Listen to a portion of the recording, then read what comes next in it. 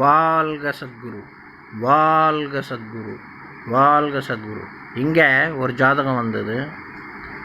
ஜாதகத்தில் பார்த்தீங்கன்னா ஒரு சில கிரகங்கள் நல்லா இருக்குது, ஒரு சில கிரகங்கள் நல்லா இல்லை. இது எல்லாருக்கும் பொதுவான விஷயம். பட் இந்த ஜாதகனுக்கு என்னன்னா, நல்ல ஃபேமிலி, நல்ல உத்தியோகத்தில் இருக்கான், கவர்மெண்ட் ஜாபில். போகிற இடத்துலலாம் பொம்பளைங்களை வந்து ஒரு 100 நாள் பசி எடுத்து எப்படி பார்ப்பான், அந்த மாதிரி பொம்பளைங்களை பார்ப்பான். ரொம்ப ஒரு தவறான மட்டமான குணம். என்கிட்ட ஜோசியம் பார்க்க வந்தான். ஜோசியம் பார்க்க வரும்போது பொதுவாகவே ஜோசியக்காரங்க நல்லவர்கள், அவங்க புரிய வைப்பாங்க.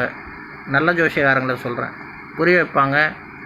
இந்த மாதிரி தவறுலாம் செய்யாதப்பா, நல்ல ஒழுக்கமாக வாழு.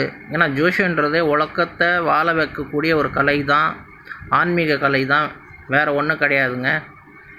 சொல்லி புரிய வைக்கிறேன். ஏன்னா கேட்குறவன் எங்கெங்கே கேட்குறான், தன்னோட புத்திசாலி எவனா நினைக்கிறான் உலகத்தில். அவன் கையில் கொஞ்சம் பணம் வந்துருச்சு, கொஞ்சம் வசதி வந்துருச்சுன்னா நான் தான் பெரிய அப்பா டக்கர்னு பேசக்கூடிய உலகம். இதெல்லாம் செய்யாத, இதெல்லாம் பண்ணாதனா கூட பண்ண மாட்டானுங்க, கேட்க மாட்டானுங்க.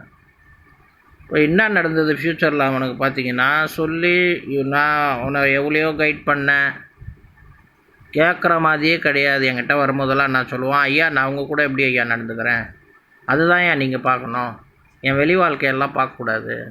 ஐயா உண்மை தான் ஐயா, வெளி வாழ்க்கை பார்த்தோன்னா நம்மளை தான் ரிவிட் அடிக்கிறாங்க. பட் ஒரு மனுஷனோட கடமை, நம்மக்கிட்ட வரீங்கன்னா நம்ம வந்து நல்ல வழி காட்டணும் உங்களுக்குன்ட்டு.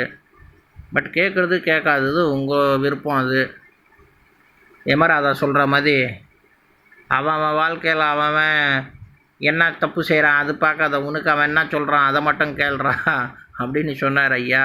பட் அவர் வந்து வேறு ஒரு பகுத்தறிவாக பேசினார். இவனுக்கு என்ன புரிஞ்சுக்கினானுங்கன்னு தெரியல. ஸோ சொல்லிக்கி என்னால் என்ன முடிஞ்சதோ சொன்னேன். ஏன்னா இது நீ இப்படியே பண்ணிகிட்டு இருந்தீங்கன்னா உன்னோட ஃபேமிலி லைஃப் பாதிக்கும். கடைசியில் என்னாச்சு, ஃபேமிலி லைஃப் பாதிச்சுது, டைவர்ஸ் வரையும் ஆகி 2 பேர் பிரிஞ்சிட்டாங்க. இப்போ வந்து நான் சொல்கிறேன், நான் வந்து அவனுக்கு வந்து சரியாக வந்து கைட் பண்ணல, நான் அவனை சரியாக புரிய வைக்கலை, நல்ல விஷயங்கள்லாம் சொல்ல. நம்ம என்ன காலில் ஊந்தா சொல்ல முடியும் ஒரு மனுஷனுக்கு? எவ்வளோ புரிய வைக்க முடியுமோ அவ்வளோதானங்க புரிய வைக்க முடியும். நான் அடித்தா புரிய வைக்க முடியும்? எவ்வளோ அவனுக்கு நம்ம தாழ்மையாக எளிமையாக எவ்வளோ புரிய வைக்க முடியுமோ அவ்வளோ புரிய வச்சுருக்காங்க, ஒரு 100 வாட்டிக்கு மேலே. ஆனால் கேட்கவே இல்லை. இந்த மாதிரி கிரகம், எந்த கிரகம் அந்த மாதிரி கெட்டால் அந்த மாதிரி ஆவான்? அதுக்கு ஒரு கிரகம் உண்டுங்க, அது பேர் தான் சுக்கிரன்.